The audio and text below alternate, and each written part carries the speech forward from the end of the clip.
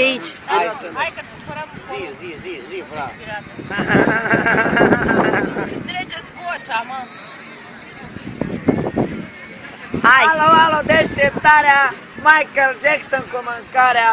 Michael Jackson nu e mort, de pe plajă face sport. Alo, litoralul, Michael Jackson porumbarul.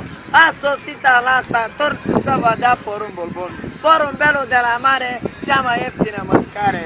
Porumbelul cu sărică, vă brunzează la păsărică. Râdeți, doamnă, și glumiți, marfă nouă la mine găsiți. Marfă nouă garantată, căci de Lena Udea e plantată, de Băsescu e arată și de Stolojane gustată. Ia porumbul și coceanul ca Monica Columbeanu, te distrează, te bronzează și pe plajă vă filmează. Și la doamna cu sutien dau porumb fotomodel. Și la domnișoarele virgine dau porumb cu vitamine, vitamina AB și C să vă crească țețele.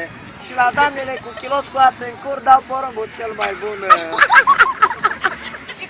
Alo, domnul porumbelul, să-ți mai crească cocoșelul, în secunda următoare vi se face mare cât banana fructitoare. Și la domnul cu mustață vă servim la prosop în față. Și la domnul cu cioc dau porumbul de la boc. Am porumbul stil cabana, e mai dulce ca bombana. Am porumbul stil Versace, vă servim la parpace. Și mai vinau în stil Armani să vă moară totuși umanii. Și la doamnele blondine dau porumb cu vitamine. Vitamina ABC să vă crească forțele, doamna să rămână. Și de celulită, Da, mă, de celulită n-ai? De celulită. Pentru cură de slăbit am porumbul potrivit, doamna să rămână. super. Ia-ne și nouă două. Și la doamnul cu chelie dau porumb pe datorie. Și la doamnul cu pătrățele dau porumbul cu plăcere. Ia porumbul de la mine ca să-ți crească pătrățelele mele. Și la domnul cu burtică îl servim la păturică. Imediat vă dau răspunsul.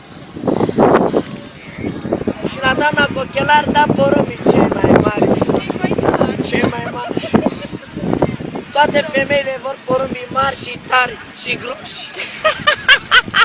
Nu vreau să răzioasă cu copiii. Și cu copii. Dar ar foamea în burta voastră să sariți la lada noastră, că am ladă fermecată, vă lasăm însărcinată, să faceți doi copii odată, să faceți un băiat și o fată și la mine să strigă tată. Zoțul cu tecuciu, frate. Poftim? Cu tecuciu, nu ne-ai zis, frate. Eu sunt din Tecuci, județul Galați, o descâini îmbrăcați, cu pistoane, cu paltoane și cu cizme americane. Și la domnișoara, ia porumbul cu sare fină să te faci din nou virgină. Este, mă, este. Porumbelul cu sărică îți face bine la burtică.